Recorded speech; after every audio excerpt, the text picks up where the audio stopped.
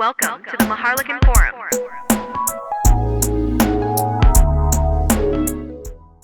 Good afternoon. My name is Architect Aldrich Jan Pascua, and I'm the current AVP for programs for the UAP Manila Maharlika chapter, and would like to welcome you to our podcast, the Maharlikan Forum. This podcast dives into the world of design, exploring topics that matter to architects, students, and anyone passionate about the built environment. From innovative designs to sustainable practices, and from historical preservation to modern trends, each episode brings together experts and enthusiasts to share insights, experiences, and ideas. In our first episode, we proudly introduce a riveting platform that is engaging, illuminating, and thought-provoking. Interrogative is part of our language and communication habits as humans. And every interesting conversation starts with a question.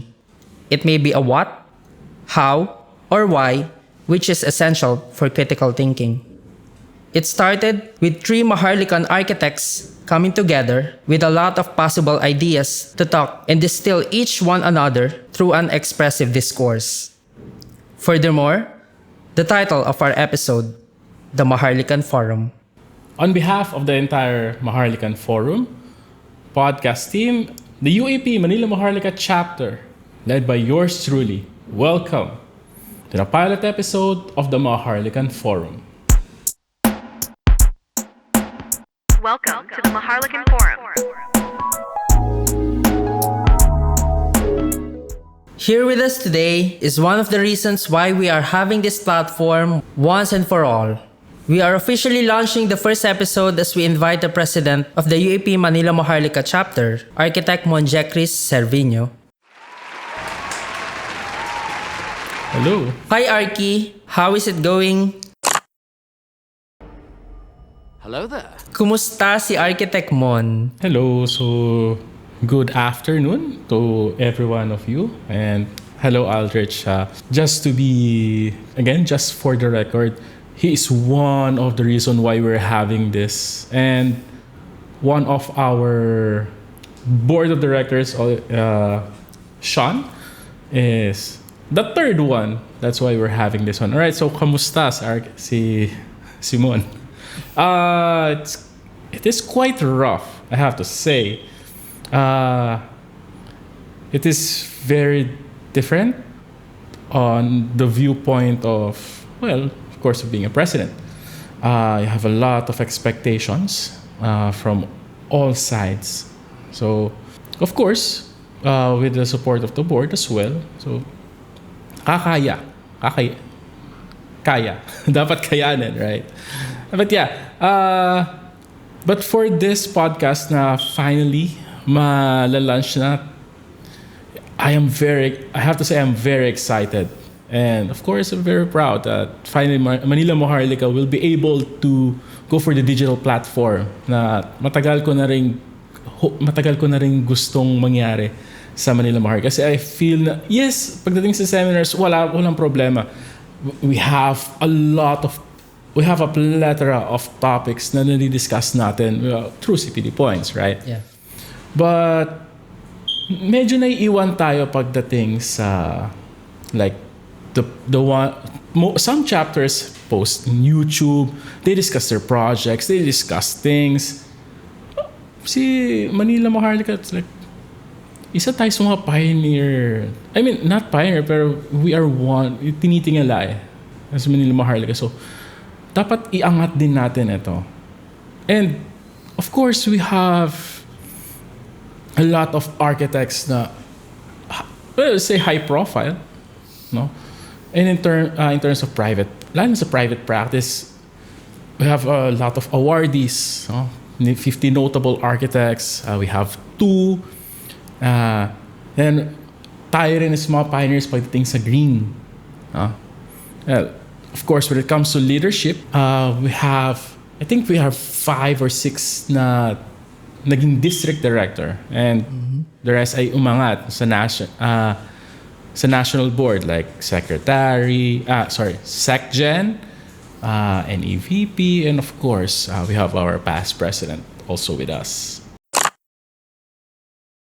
Let's move on to our next segment, What Goes Around. At first, we would like to ask some questions. Let's talk about the origin. What is all about in the podcast? Since we've been planning this for a while, what's the core concept we are going for with this forum? All right, so for the concepts of this one, number one, it's very conversational. There are a lot of topics that we have. What do you call this? Topics that we have thought about for the past years. No? So naipon lang siya naipon until lumabas nga. Ito na nga. Then, the usual kasi natin is, of course, CPD, we just sit there and we listen and go to our merry way. Right? Pero, nawawala kasi yung conversation minsan. Of course, we have the Q&A. Right? That's the usual. But for this one, I want to make this a forum more of not an offshoot, but a sub where you can learn from different perspectives or from different topics. Na hindi lang tayo mag-aantay ng, okay, CPD for 1 month. Okay, tapos wala na. Again, 1 month. Right? Pero, minsan napuputol yung learning from there. So, we're making this one para continuous tayo, of course, with different topics. Like, yung mga susunod natin, of course, is like, what makes a Maharlikan, right? So, we usually do not talk that topic naman in CPDs, right? So, there's a very good avenue for that. So, it is more of, for that one, it's more of a marketing of what makes a UAP Maharlika, right? So, other than that, we're gonna touch on something like for education. So, ano ba nangyayari ngayon when it comes to the academe? Of course, current trends, heritage architecture, but of course, you have heritage architecture, of course, history of architecture, how it's being taught, ganun. So, yun. Aside from that, hopefully, in the future, we could talk about projects of different of our architects. So how it came to be. This is also one of the things that I want for the chapter. Then is more of, yes, we are architects, no doubt, we design, but how we educate people using our design, our concept, how we translate them, yun yung nawawala. So this is one of the ways para makita ng tao, okay, so ito pala ginagawa ng isang arkitekto. So ito pala ang knowledge ng isang architect. Yan. That's interesting and exciting. What's the inspiration behind your podcast, and what's the one thing that keeps you pushing it further? All right, so for the inspiration or precedence for this one, of course, me, Aldrich, Sean over there, we all met in a Discord server known as Archimarathon. Right? So, doon nag-start kami mag-spec why not make a iba pa no, why make a Filipino version of this one? It's like, we go to this place and that, pero hindi rin siya kakayanin kasi, hindi naman sa kakayanin budget-wise, pero time constraints. So, yun yung main problem kasi noon. So yeah, Archimarathon is a very huge inspiration for us. It shows us a different way how to show architecture or how to discuss topics on a different light. Of course, nauso rin kasi ang mga, I don't know if I could say architubers. I don't know, I just came up with the term architubers, no? Kasi they are the ones that architects na they do vlogging, they do YouTube, they do reels, ganon. Showing kung lalo sa constructions, ganon. So we have that already. Pero that one kasi is a very short format. Usually tips, ganon. For us kasi it's more of a discussion. And wala nang masama sa like we are trying to deviate from the meme side of discussion. Prevalent kasi yung discussion kapag nagpo-post. I think it's more of the Filipino trait na kailangan masaya, kailangan comedic siya. Pero I hope na the professionalism of course, professionalism, kailangan magstay pa rin. Because, we are architects pa rin naman. So, aside from that, Archi Marathon, arrived here in the Philippines. Actually, twice. So, we have met already twice. So, kaming two guys over here. Sorry, hindi nakita isa. Nagtatago sa camera. So, discuss what makes... So, how's the Philippines? So, how's especially Manila? Because nakalibot lang sila sa Manila, no? So, it's very, very informative pagdating sa Philippines, especially our bahay na ba? It's actually bahay na ba to? Doon siya na, and the brutalist architecture in the Philippines. Alright, so...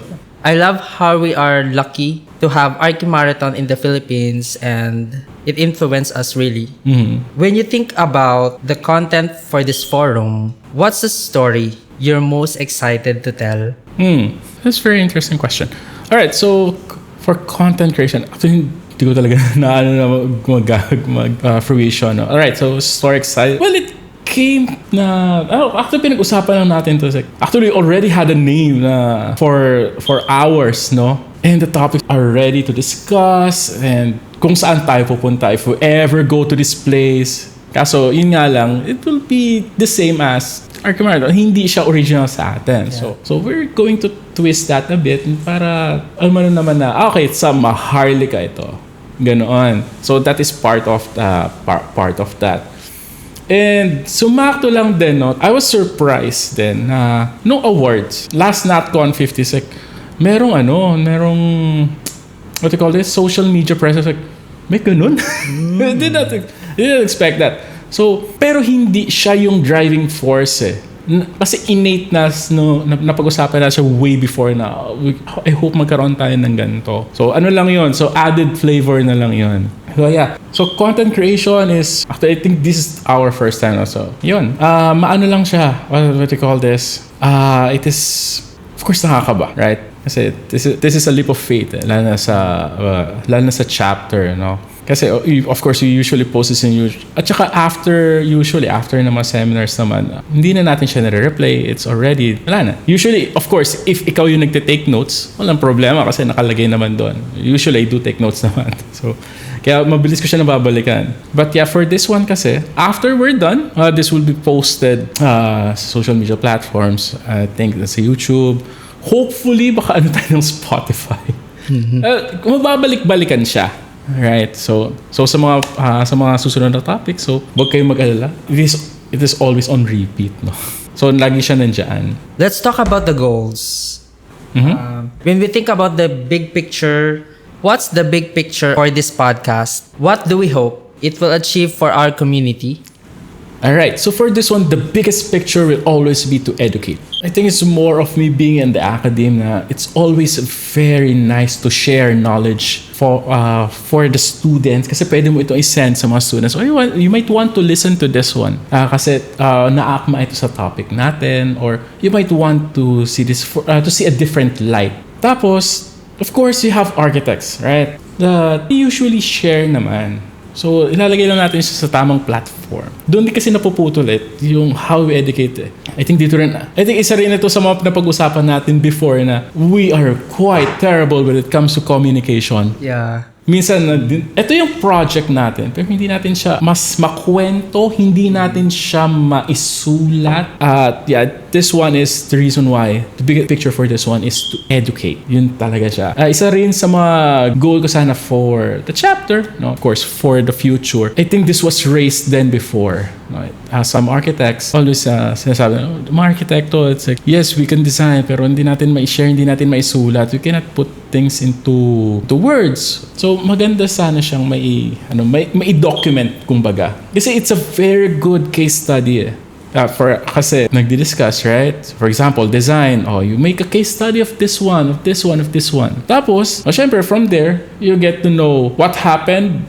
Why did it fail? Why did it succeed? How are you going to remedy this? Kasi from there, makakaroon ka ng panibago. Part of education talaga. If we talk about dream guest, if you could have anyone on the podcast, living or not, who would be your dream guest and why? Wow, this is quite deep. Living or not? All right. For the not, of course, there's always that feeling na sana national artist, right? Kasi it defined what Filipino architecture had been true. Well, of course, nandyan you have Locsin, very beautiful brutalist architecture. You have Manyosa, how he developed yung neo-Filipino architecture na foresee niya before, na ngayon ay inaano natin. Kasi nga, we're having this kind of problems. Tapos, for the living... It's hard to choose. Ha? It's hard to choose. Yeah, it's quite hard to choose because there's a lot, no? Kahit sa chapter natin, there are a lot. Of course, the Queen of Green, from us, a lot of members from the Green AP, from PhilGBC, even PhilGBI, mayroong members ng Maharlika. So, sa chapter mo pala, ang hirap ng mamili, right? Of course, they're quite successful then when it comes to business. How they manage their firms. Kaya mahirap mamili. Lalo na like 1 or 2 guests lang tayo for ano. So, let's see. But for the academe, yun, medyo So, I think some of my co-faculties in this university or college is quite well known pagdating sa concepts and how you derive the concepts, no? Minsan, it's very futuristic on paano na-derive. Of course, international, Kevin.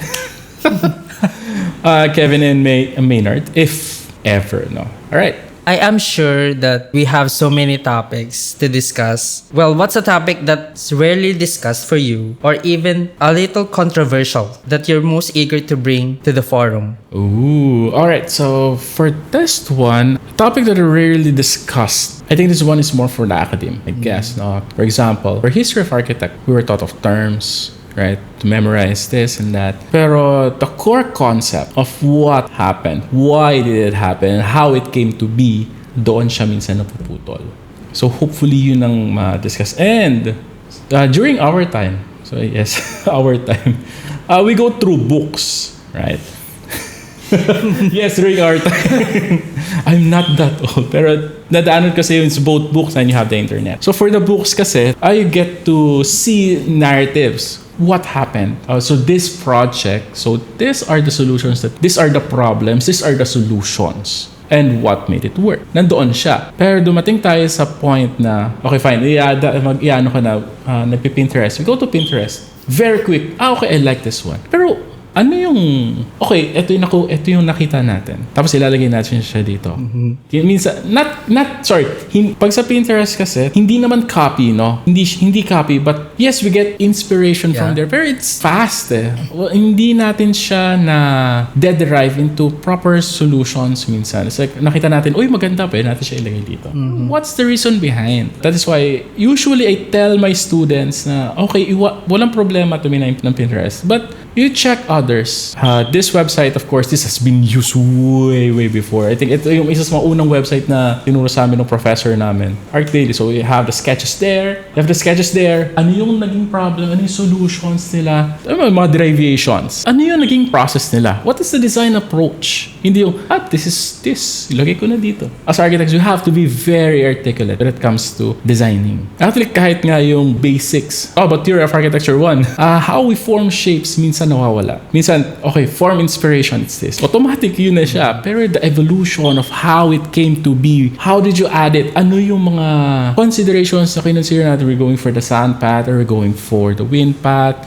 Okay, if artificial siya, paano natin makuha yung malilesen yung heat gain para kahit paano, kahit naka-mechanical ka or active, nakukuha mo pa rin yung optimal solutions, no? Last time, we have green building tours. Sean was there. Sayang si Grim hindi nakapunta. Actually, didn't know, no, na when they're constructing Neo 6 and Neo 7, the way they shape their buildings, it's how the sun path works. Yeah. So from there, nababawasan mo na yung power out, yung output ng air conditioning kasi na ma-maximize mo yung lamig niya without compromising. So I like that one. That's a new learning for me, no? So as I say, history of architecture, precedents, no? Lagi siyang, people tend to forget yung precedents na tinatawag. So when you say precedents, so these are the past works. We break it about down. History. Yeah, we break it down how it came to be from a simplest diagram hanggang actually sa atin nga binabaliktad natin from this structure to their basic ganoon na minsan nawawala siya. I think patatakal din natin siya dito sa natin, no, sa podcast. I think there are a lot if I'm not mistaken, there are 24 topics to be discussed. Pero of course, madadagdagan pa yan as time goes on, right?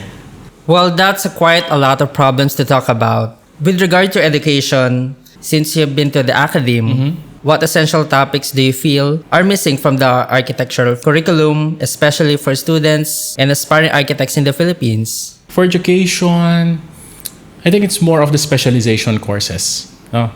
Those specialization courses are determined by the school itself. We have a lot, that's one. But the school just needs to pick like 3, if I'm not mistaken. For example, in my alma mater, in Don Bosco Technical College, before, our specialization focuses more on green architecture and heritage conservation. Well, tulang. Kasi yung isa ay ginawang OJT. But they fix it naman. Right? So, ngayon, we're having, first is construction management, green architecture, and heritage conservation. But if you can see, yung heritage conservation and yung green architecture has been there. In one university naman, for example, sa CABSU, we have 3 management. No? For example, we have facilities management, next is construction management, and project management. So if you could see, magkaiba. Maganda sana if nakukuha din, kahit glimpse man lang na yung iba. At least they have to have experience na, okay, so this is what green architecture is. So some schools, so for example, I'll be giving example to CABSU, no? For the tropical design, like a midterm, hanggang midterm lang ata yung tropical, tapos then jump to green architecture. Right? Hindi siya ganun ka, like si green architecture kasi on Don Bosco, aside from the usual book, no, we also tackle the certificates, like green certification, ganun. It's a very good it's a very good avenue rin to show na okay, so this is what green architecture is, kasi you have this rubrics na, so ito pala siya, ganito pala siya dapat gawin. Not just putting greens. Yeah, it's not just you put plants and it's green architecture. No, it's not that. It's deeper than that. There is also a problem when, for the concept side, no, for design, they put a lot of terminologies, nakakalunod siya for the layman's, when you look at it in a layman's term. Kasi they have a lot of jargons na hindi maintindihan ng tao. Which we often use at school. Yeah, which we often use at school. Wala nang problem doon. If architect to architect or student to student ang nag-uusap. But when we're discussing this sa layman, ano yan? Doon nagkakaroon ng disconnection. So ano pa ba when it comes to education? Yeah, I think isa pa ay yung precedents. Hihira lang siya touch upon. It's very nice to break down buildings and how they were constructed, how they were designed para sa atin as students or for us architects, we get to see how do these star architects, you can call them star architects naman talaga, or even the Pritzker Prize winners, how they design, ano yung paradigm na ginagamit nila. Yun nga, ngayon, it's a good thing, no, that we have BMA na. Before kasi during our time, kasi hindi ka rin naabutan, right? We have professional practice too. This is more of the standard services or SPP 201 to 210, pati RA 9266 is there. Pero on how we run businesses or how we run our firms, hindi siya masyado na-discuss. Kaya ngayon, it's being discussed now. So for us architects, usually ang hinahanap natin is business and architecture. Yeah. Lalo yung mga bagong pasa. Architects are hesitant when pricing their projects. Yeah, that's one. No? When it comes to this one, ano lang yun, pahapyaw pa lang yun. We will be discussing this educational part in further episodes. Let's talk about with the practice, which the public haven't been talked about for that topic. Well, what real-world problems in the architecture profession sparked the idea to have this conversation for you? Alright, so for the practice of architecture, we're always being tagged as a construction engineer. But we're not. No? This gives an avenue to show na, okay, so this is what an architect does. Yeah, architect exists. Yeah. And it should exist. Yeah, it should exist. But to show the difference kasi, that's the problem. Like, you're constructing this or you must be an engineer. That was the notion eh. I think isa rin sa mga naging problems. Well, not problem, but the challenges. No? Yung dami na engineer versus the number of architects. It's a huge disparity. Lagi nakita na tao, ay si engineer. Basta, hindi po, I'm an architect. So, ano pinagkaiba nyo? So, we design. When you design horizontally, how is it horizontally? So, that goes for the civil. So, road construction, dams, or infrastructure, sa kanila yan.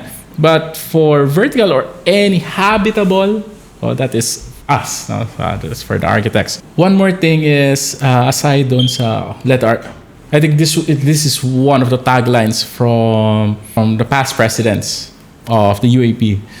Let architects be known to the public. Yan. Isa yan sa mga slogan noon. Kailangan din kasing ma-recognize to differentiate recognition and of course to show what architects are capable of. And aside from that, let me add on what Filipino architects can do. So are there any other problems to discuss? Yeah. Mostly it talks about the cities and the built environment. We are responsible for that. As architects, we have a responsibility to shape our environment. What specific actions can we take to create more meaningful change in our cities? Ooh. For this one, I think we need to have a proper collaboration with different professionals. For example, of course, you have to coordinate with civil for a safer structure. But for us... Other disciplines as well. Yeah, other disciplines. We really have to. Kasi architects are known to be jack of all trades. We touch upon these topics or discussions. Kaya we have utilities, engineering sciences. It's because of that. To gloss upon. Ano ba yung mga ginagawa nila? At least for us, ma-integrate sa design. But isa sa mga malaking bagay din for architects, built environment is how we value human life or how we value human comfort. Right now, you can just look at EDSA. You have a lot of cars, but if you look at the sidewalk, oh my goodness, this is not even a sidewalk. One very good example is in Ortigas. Right? If you look at Ortigas, may biglang gumanon. Hindi siya comfortable. So, ang nipis ng sidewalk, you can barely walk on it. So, aside from that, how we integrate the environment sa ating structure. Nagkaroon kasi ng notion before na, not notion, there was a time na environment, structure, magkahati. So, doon, nagkakaroon siya ng, wala nang pakisang environment, basta ito ang akin. Which defeats the purpose of what an architect is. Kailangan kasi ini-integrate niya ano environment. It should design along with the environment. Kasi from there, magkakaroon ka ng proper livable city. Kasi pare-parehas na kayo. Ganun na yung atake. Thank you for sharing your insights and other topics you have mentioned, especially the problems in architecture. Well, let's move on to the next segment. That is how interesting. We will talk about so much about the interesting facts about this podcast and how it became to be, and a lot of interesting things. For our viewers are mostly students, graduates, architects, and enthusiasts who love their profession. How can the topics affect the viewers? What insights? All right. So for this one, I think some of this were discussed earlier na. For the students, it's a good way to see different perspectives, different architects that will be guesting here ating podcast. And on the other side of things, pagdating sa profession, of course, we are already architects, but we will not stop learning. We are continuous learners. Every day, new technologies are being introduced. So if you can touch upon those things, it will help our fellow architects as well. Well, not only them, but also us. We want to learn more, and more. Of course, for the development of for architecture itself. Then, for the enthusiasts, especially mga namimili pa lang ng program, so I think this is a very good avenue as well. Okay. When we talk about the viewer's perspective, not all of them are architects, as you said. What's the unique value we hope to bring to our listeners when they reach our episodes? And what's one key idea we want them to take away from every conversation we have? Ooh, this is very interesting. For the viewer's perspective, a unique value to bring to our listeners. Earlier, already said yung education, no? How we want to educate. Well, not only for our fellow architects, but also for the common people. They get to know, okay, so this is what this technology can do. This kind of approach, ganito pala ito. Hindi lang yung, ito maganda ito, ilalagay ko ito dito. I think I already touched upon that earlier, no? At least they get to know na hindi dapat ganito. We have to be critical thinkers. We want the others to know how we think. Especially maging critical thinker. Hindi yung kung ano yung nakapaskill dyan, kung ano yung nakita natin sa Pinterest, lagay na lang natin. Tapos pupunta ka ngayon kay architect, nakita ko ito, pwede ba natin ilagay dito? Na nangyayari is, minsan, si client na yung nagdidikta na wala na tayong intervention na hindi dapat ganun. No? Tapos, ano pa ba? For the viewer's perspective, this is quite challenging for this one, no? To never skip, because we are leaning towards more on the more serious side compared dun sa comedic side. No?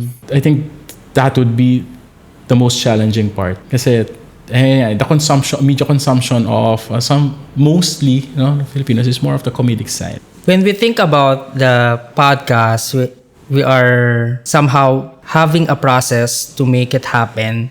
Can you walk us through the creative process for these dialogues? And what's the end product we are ultimately hoping to create to our listeners?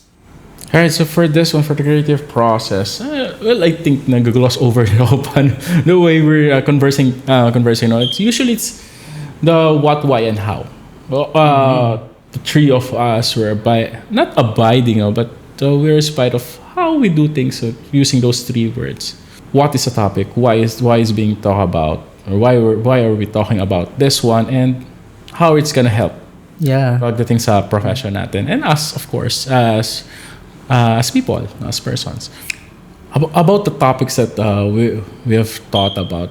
This is just based on our observation for years, past 4 years. No, we're already discussing this one. What can we bring to the table for the people? No? And what we see na medyo lacking, na we might want to provide, or not technically lacking, but different perspectives of different architects, of different people na patungos or paano sa architecture. Well, many of them are interesting to me, and I'm excited because I might binge watch them soon, since you mentioned we have so many episodes to talk about. Well, thank you for that. Up next, we have our next segment, the why factor. We are talking things that the way they are and why choose to be that way.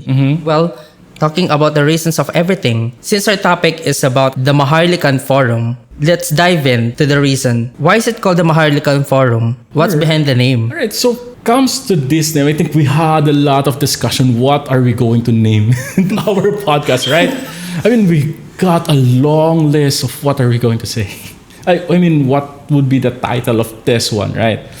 Yeah, sometimes it's very easy to pick up a name that... Yeah, pick up a name or pick up an architectural term.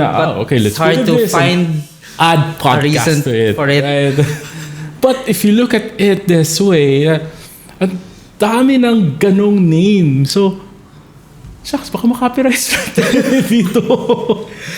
But yeah, for this one, I think I'm not driving. I think I'm going to I think this was an induction. So I was thinking, isn't the Roman Forum is known for discussions? So I went there for Forum Romanum. Yeah, it's technically Forum Romanum. Kaya, so pwedeng ito. Kasi, again, before Rome became an empire, it is a republic where senators discuss in the forum. Yeah, that is why we picked the name, the Maharlikan Forum. So it came from the Forum Romanum. Yun. So, actually, nagulat ako, you guys, nag-approve kayo ng Maharlikan Forum. It is, the forum term is, it's normal. You could see it everywhere. But, like an open forum, yeah. It's online forums, like we discussed there, right? But using it as a podcast name I think it's quite different. And pinanggalingan niya talaga yung sa history of architecture na yun.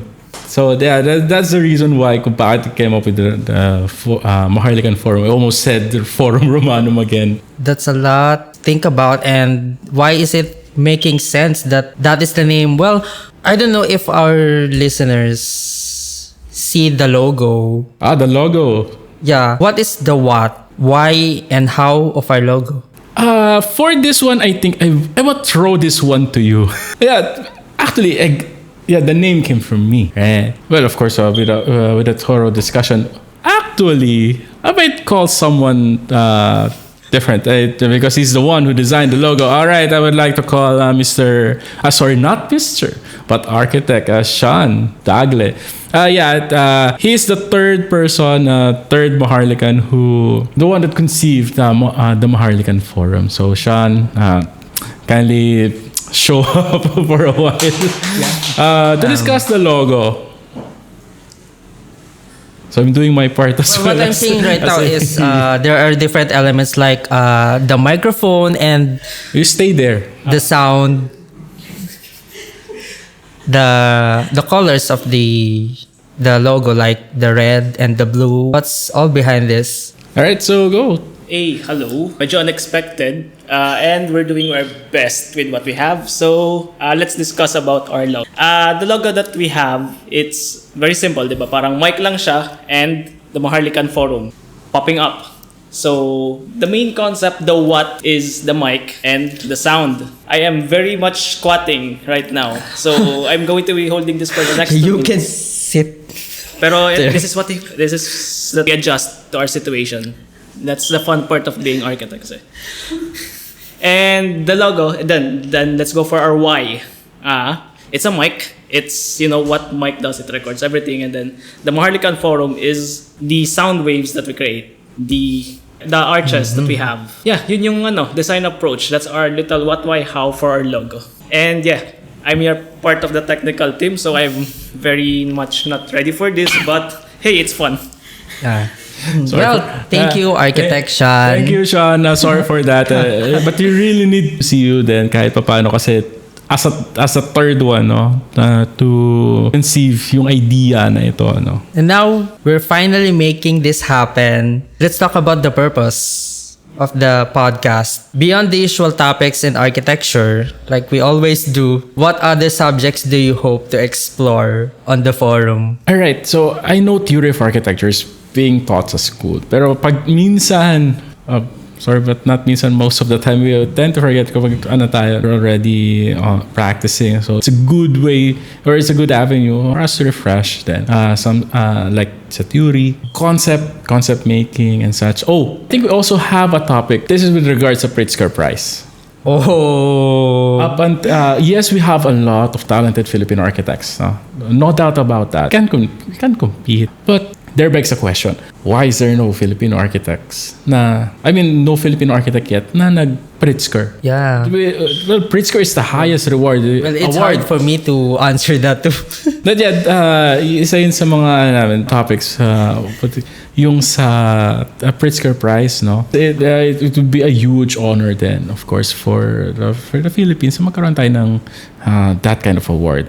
I don't know if RIBA meron na tayo. I need to double check if meron na tayo kahit RIBA man lang. But national artist, I think we have 6 or 5. I think another one is yung presidents versus the Instagrams, concept making for the students. Ano pa ba? How are we communicating how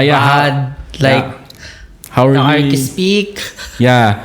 So how are we communicating? Are we going for the highfalutin words, the high jargons that normal people can't comprehend? And I was like, what? Ano yun? So we tried versus we go for a simpler term, right? Where the layman could easily grasp ano yung pinag-uusapan natin. Ano pa ba? I think there are a lot. Yeah, there are a lot. There's so much more. If I'm not mistaken, I think there are 24 topics that we are going to discuss. That is the initial, no. But for the rest, let's see what we can pull. Ano pa ba mga for discussion natin? I think green architecture. Another one I think is housing. Yeah. Ethical housing. Ethical housing. Not just social housing and what we have discussed in schools. Mm-hmm. Like, another one would be how hard architecture is. Because yeah, we always go for I want to be an architect. I want to be an architecture school. Tapos kapag nandun na sila usually after a few weeks, I'm a dropout. Because akala na is just like that. Hindi nila nakukuha na ito mga ginagawa for an architect. No? For going for an architecture school. thinking what the architects think too. Yeah. Oh, also, when it comes to history of architecture, I think lagi natin nakalagay si Bannister Fletcher, right? Yeah. We have Bannister Fletcher for that. Yeah, it's but I guess it's not enough. Yeah. We have so to many... go. There are a lot of books that focuses on history. Yeah. And different interpretations. Different interpretations from different authors and how they break different approach, especially in how we do architecture from way back. Kasi from there we can learn from after kahit nga sa I think we have one discussion before. After this one is for green architecture. The usual question that I ask the listeners is green architecture new, or is it just being implemented before? Yeah. Even the history. Yeah. Kasi if you look at I'm going for that one. Kasi if we go our history of architecture, we discussed that already, right? We always look for the environment, what's the culture, materials. Kasi from there pa lang it's like it's already green. Kasi you're going for that community, right? And ngayon nag-ano siya I think it's more of a rebirth, no, rather than a new concept because it is already there. Kailangan na natin nakikita lang natin yung kanyang importansya ngayon kasi because we're having this kind of problems, which is climate change. Well, that sums up for our segment 4. Well, let's make it different. Alright. Ibahin naman natin sa ating last segment, which is called Sketches and Stories. Well, since architect naman tayo, lahat tayo nagda-drawing. Architect Mon. God. So, we'll ask some questions that is personal and kind of fun. alright. Sige, umpisa na natin. What building typology do you want to become a major subject for students? Wait, so let me clarify. So, what building typology do I want my students to be good at, right? Yeah. This is quite tricky actually, because if on my way of thinking, dapat broad siya. It doesn't need to be that specific, right? But I think isa sa mga pinakamahirap when it comes to this, I think it's more of hospitals. Right, so the reason for that, because there's a lot of, for example, like DOH. DOH has this strict guidelines, right? For level 1, we have for level 1, level 2, level 3. So ilalagay ko na lang dito cross because siya. Yeah, kasi hospital siya. But the question rises. Ayan. Hospital. Sige, yan na rin natin. Hospital. The question here is more of how are you going to do this in an architectural way na You have these guidelines. You have to follow this flow at the same time to show yung creativity when it comes to design. Yan. Aside from that, I think this is di naman controversial, no? Paano ko ba i-ano ito? What's that? I think it's more of the penals. So we say penals is more not jail. We call it jail, no? But other terms we'll call it like Correction facility. correctionals. It's more of a reform, no, rather than just putting it there. It gives the one that the offended another chance to reintegrate using your architecture. I think lastly, I think this is more of a bias on my end, no, because my thesis back then is school. Right, so Sa mga institutional. yeah, the school kasi is a very good grounds for character building ng mga bata. Now, if you have a very good school design, it ignites that creativity, knowledge, no, ng mga students, and of course, at the same time, it gives that we have a certain problem for what do you call this?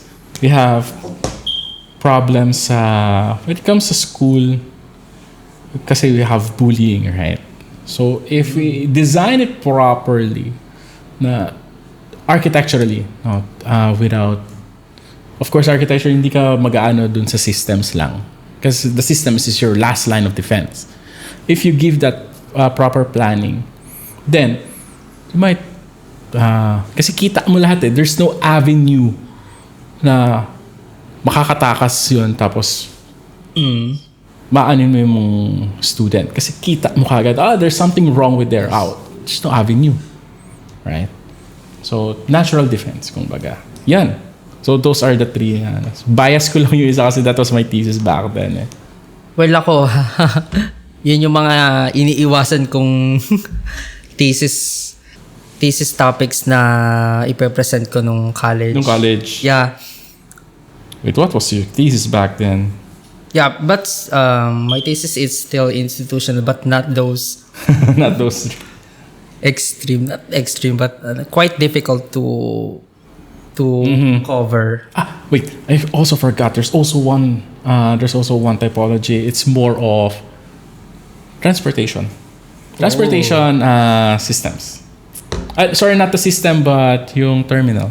We have a lot of public transport, right? Yes. But we don't have a proper terminal for that. Yes. Well, we have one right now. It's PTEX. So that's a good example. We have the airport, but the airport has a problem. Kasi congested na siya, no? So hindi niya nami-meet yung demands or yung ng tao. So, isa rin yung sa magandang avenue to check upon.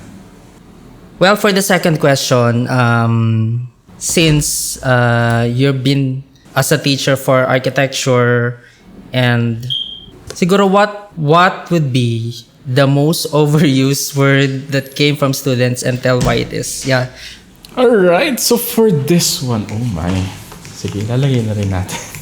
Kasi ito ay lagi ko naririnig, lalo na pagdating sa thesis. Baka ko din. Actually, niremind kami dito ng aming professor back then. You try to avoid this term. Why? Because it's like you're shooting yourself in the foot. So, apologies. So, ano ko na dito. So, it's sustainability. Oh. Sustainability is the most overused word pagdating sa concept Medyo making. guilty ako. Yeah, the reason for that is they have kaya nga sana maganda magkaroon ng ma-discuss din ito properly, no, sa green architecture. Because sustainability, yes, it's very good to hear because you want to have the self-sustaining building, but you have to consider a lot of things. Kaya minsan I'm asking my students, all right, sustainable. So how sustainable is your building? How did came to be? Paano mo nasabi na sustainable siya? And you present this and that. So any proof na yan ay sustainable. So it ends there. Naglagay ka na ng ganito, sustainable na siya.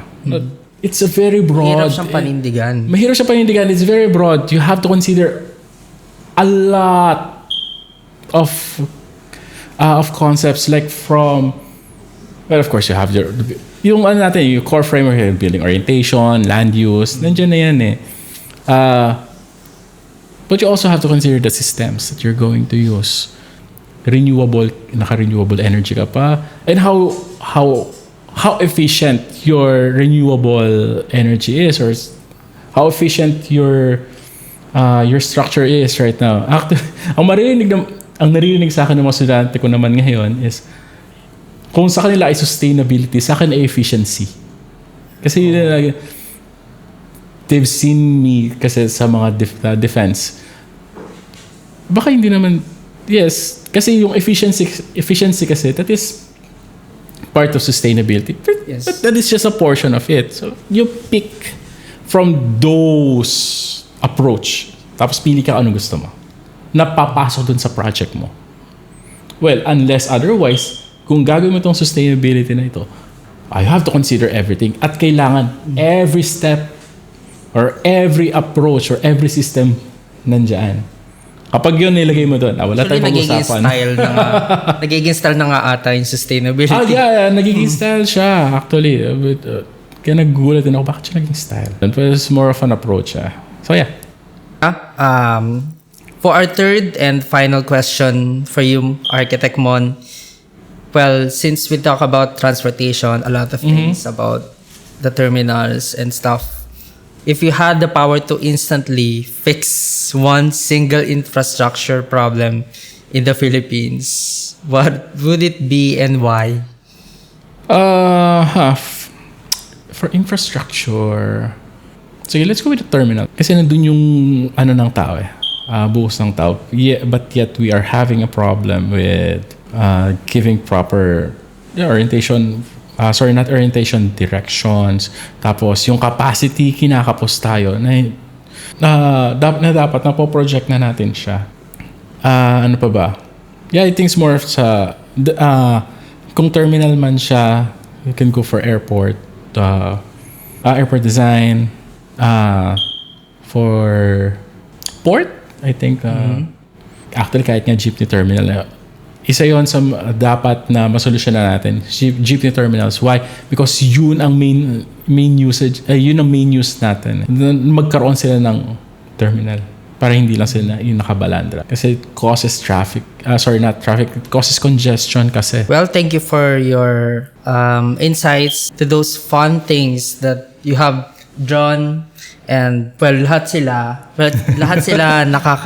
nakakainggan yung pag-usapan. Well, that ends up our last segment, and thank you, Architect Mon. Alright, so I think segue ko na. So we have a few announcements for our October programs. For October 6th, we have our World Architecture Day celebration in UAP Main. So that is in Scout Ralios. Then we have WAD, World Architecture Day, on October 6th, 2025. That is a Monday. So that would be held in the UAP HQ. And we also have World Architecture Day for October 9. So that is from Manila Maharlika chapter naman. I think this is for the Mastering Vertical Transportation in Philippine Architecture. So that is on October 9. That is via Zoom. It is for free. So just scan the QR code and register for you to get that link. And that is, if I'm not mistaken, that is 4.5 CPD points approved. Then we also have our NCA that is on October 24 to 25. For those na hindi pa po nakaka-register, kindly do so. I think there are a few slots left. So I think end of September. Aside from that, we also have our fishing tournament, our second Ed Yambao Cup. That is on October 18 for the Maharlikans. I think for the District B2 then. So kindly just wait for the final poster and postings para you can join then. So also forgot, kindly like the WAD World Architecture Day page and the UAP NatCon 51 page for more updates for WAD and NatCon. Then, I think that is it for the announcements. Other announcements will be posted sa susunod. Alright, so also do not forget our newsletter is going to be released for the September issue. September or October? October issue. For the October issue, it will be released on the first week of October. I think that will be on October 6th or October 5th. So we have a lot of media consumption for you guys. I think that is it for the announcement. So with that, thank you very much. Shout out to our World Architecture Day chair, Architect Maria Teresa Amabel-Tiksay, and for our NatCon 51 director, Architect Jill Rochelle Sevilla.